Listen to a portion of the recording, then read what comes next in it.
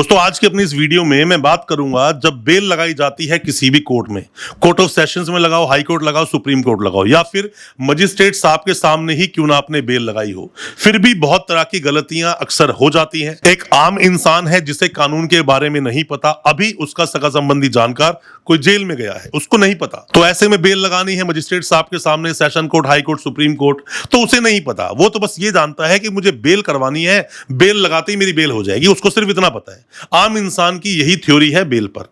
अब जो वकील लोग हैं, वकील लोगों को काफी सारी चीजों को फॉलो करना चाहिए बेल लगाने से पहले, वो भी नहीं करते हैं। तो बेल लगाने में क्या कुछ गलतियां आप लोग करते हो और क्या गलतियां नहीं करनी चाहिए जिसकी वजह से बेल हो जानी चाहिए थी सेशन कोर्ट से ही, और उस बेल के लिए सुप्रीम कोर्ट तक आप जाते हो, उसके बावजूद बेल नहीं मिलती। तो इन पर भी आज हम बात करेंगे और ये भी मुद्दे बात करेंगे। आप अगर कोई भी नए वकील साहब हो, कोई भी लॉ स्टूडेंट हो, कोई सगा संबंधित जानकार आपका जेल में है, आप पर कोई मुकदमा चल रहा है, बेल आपको चाहिए, वीडियो बहुत काम का है, वीडियो को पूरा देखें। जो मेरा पर्सनल एक्सपीरियंस है उसके आधार पर वीडियो हम लोग लेकर आते हैं और आपको बताते हैं क्या कुछ होता है इन केसेस में। बेल दोस्तों कई तरह की होती है। बेल इंटरिम बेल भी हो सकती है। इंटरिम बेल क्या होती है पहले आप वो समझ लीजिए। इंटरिम बेल मतलब कोई सगा संबंधी आपका, मान लीजिए कोई जेल में है, रेप केस, मर्डर केस, डकैती केस या किसी और केस में वो आदमी जेल में है, उस आदमी को 2 4 5 महीने हो गए, चार्जशीट भी फाइल हो गई या चार्जशीट फाइल नहीं हुई, अब ऑल ऑफ द सडन उसकी वाइफ की तबीयत बहुत ज्यादा खराब हो गई, उसका कोई ऑपरेशन होना है, तो ऐसे में 10 12 15 20 दिन के लिए जो बेल मिलेगी उसे इंटरिम बेल बोलते हैं। घर में किसी की डेथ हो गई तो ऐसे में जो बेल मिलेगी उसे इंटरिम बेल बोलते हैं। घर में कोई डिलीवरी है, उसकी वाइफ की डिलीवरी है, ऐसे में उसको बाहर आना है बट बेल नहीं मिल रही है रेगुलर उसको, इसको इंटरिम बेल बोलते हैं। अब बात करते हैं एंटीसिपेटरी बेल की।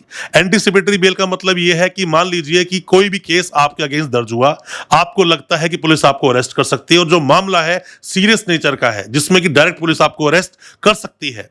कई बार मैंने ऐसा देखा कि जो मामले सीरियस नहीं है ऐसे में भी जाकर हम एंटीसिपेटरी बेल लगाए थे, जो बेलेबल ऑफेंस है उसमें एंटीसिपेटरी बेल नहीं लगाई जाती है। जो केसेस नॉन बेलेबल होते हैं उनके अंदर लगाई जाती है बेल, और ऐसे मामलों में कई बार देखा गया कि आप एंटीसिपेटरी बेल लगाते हो और बेल आपको सुप्रीम कोर्ट तक भी नहीं मिलती है।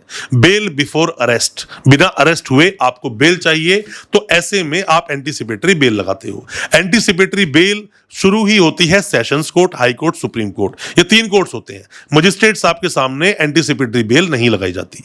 अब बात करते हैं रेगुलर बेल की। तो रेगुलर बेल क्या है? मान लीजिए कोई इंसान जेल में है, उसे कितना भी वक्त हुआ हो, 2 दिन हुए हो, 1 दिन हुआ हो, 1 महीना, 1 साल हुआ हो, 5 7 महीने हुए हो, अब उसे परमानेंट बाहर निकालना है, तो इसको बोलते हैं regular bell. Regular bell magistrate साहब भी कुछ केसेस में दे सकते हैं, session court, high court, supreme court तो दे ही सकते हैं बेल, और ऐसे में बेल आपको पूरी आगे तक लड़नी चाहिए। सिर्फ सेशन कोर्ट पे ही हिम्मत नहीं हारनी चाहिए, या हाई कोर्ट तक बेल लगाई नहीं हुई, हिम्मत हार के नहीं अब तो बेल नहीं लगानी हमें आगे, तो बेल लगानी चाहिए, बेल आपको मिल सकती है, ऐसे में डरने की जरूरत बिल्कुल नहीं है। कुछ मिथ भी मैं आपको बताता हूं जो लोगों की मिसअंडरस्टैंडिंग है या फिर मिथ है, या लोगों को पूरी बात समझ नहीं आती। नीम हकीम खतरे जान बोलते हैं ना दोस्तों, कि लोगों को पूरी नॉलेज नहीं, आपको भी ज्ञान बांट देते हैं।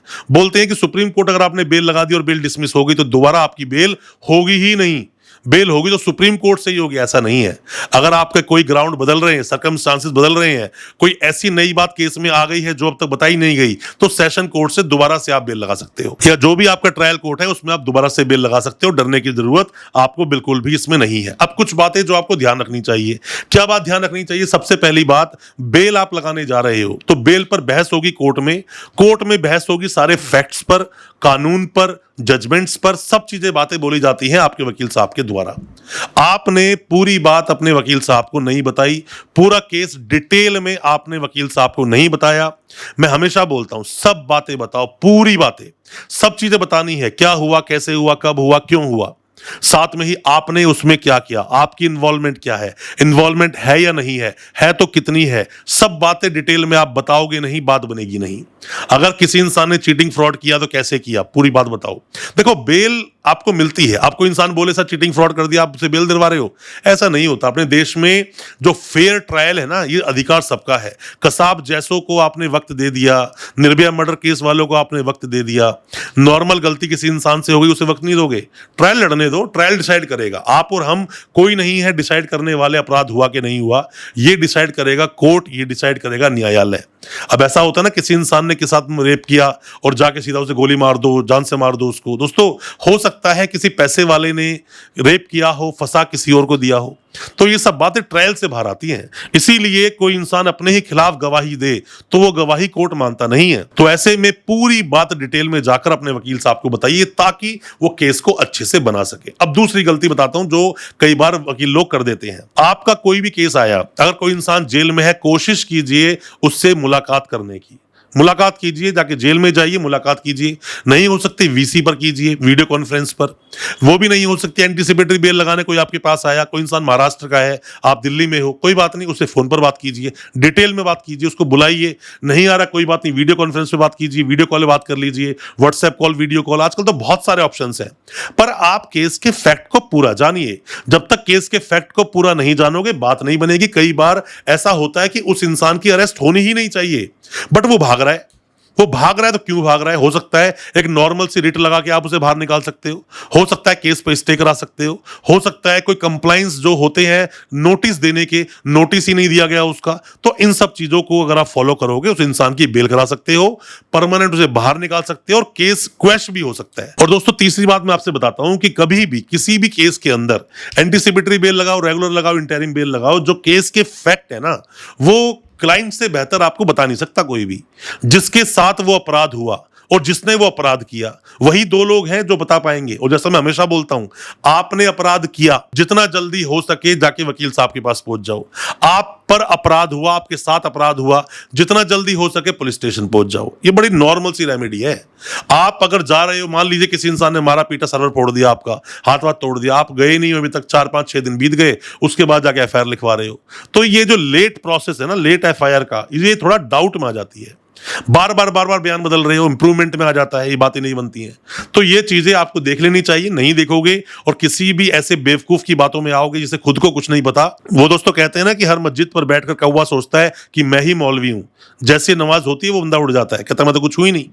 तो जरूरी है, तो ऐसे बेवकूफों की बातों में मत आना जो आपको खामखा केस में फंसा दे। जेल जाना पड़ेगा, महीनों महीनों जेल काटोगे, उसके बाद जाके आप बाहर आओगे।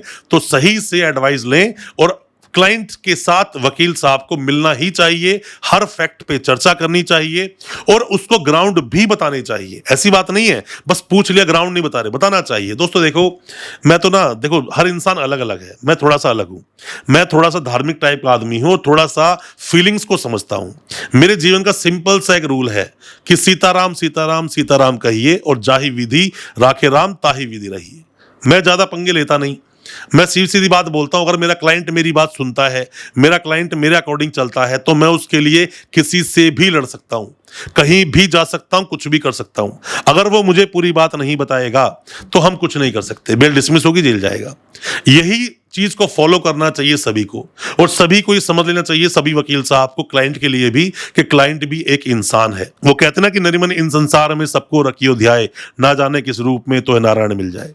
तो वही सब चीजें, अपने फैक्ट के बारे में सारी बातें बताओ। एक बात और बहुत काम की आपको बताता हूं मैं, जब भी आप बेल लगवाते हैं किसी भी वकील साहब से, ये दोनों के लिए अप्लाई होता है।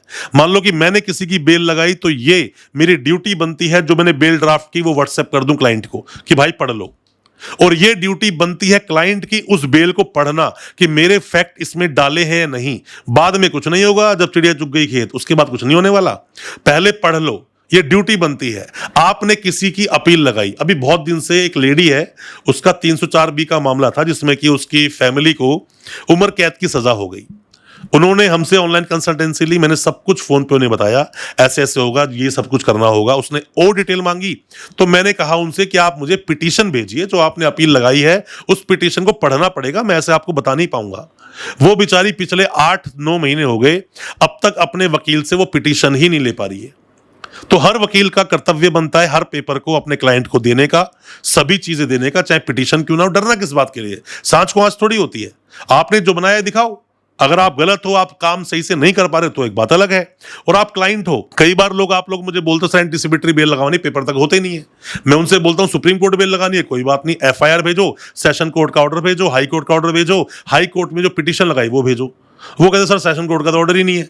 कोई कहता है सर मेरे पास तो पिटीशन ही नहीं है, कोई कहता है सर हाई कोर्ट की सर्टिफाइड कॉपी में निकाल ही नहीं सकता, मेरे वकील साहब दे नहीं रहे हैं। तो ये सब चीजें आप अगर फॉलो कर लोगे, ध्यान रखोगे, प्रॉब्लम नहीं होगी, इजीली अपने केस से बाहर निकल जाओगे। और जब कोई पिटीशन आपके पास आई है, वकील साहब कोर्ट में आर्ग्यू करने जा रहे हैं, तो वकील साहब को भी कुछ जजमेंट्स का हवाला लेना चाहिए। तो उस पिटीशन में देखो कौन से जजमेंट्स को लिया गया और वो जजमेंट क्या आपके केस पर फिट बैठता है, ये सब चीजें भी आपको ध्यान रखनी चाहिए। दोस्तों, आप ऑनलाइन कंसल्टेंसी लेना चाहते हैं, दिए गए नंबर पर व्हाट्सएप करें। कुछ भी चीजें डिटेल में जानना चाहते हैं आप तो भी बताएं, हम उसका रिप्लाई करेंगे। नेक्स्ट वीडियो किस पर लाएं या क्या आप जानना चाहते हैं, कमेंट बॉक्स में सवाल पूछें, रिप्लाई करेंगे। हो सकता है हमारे किसी रिप्लाई से आपकी कोई मदद हो सके। अच्छा लगा हो आज का वीडियो, चैनल को सब्सक्राइब करना बिल्कुल ना भूलें, साथ में लगा बेल आइकन जरूर दबा दें ताकि इसी तरह की लीगल अवेयरनेस की वीडियोस दोस्तों आप तक पहुंच सके सबसे पहले। बहुत बहुत शुक्रिया दोस्तों, धन्यवाद हमारे इस वीडियो के साथ बने रहने के लिए।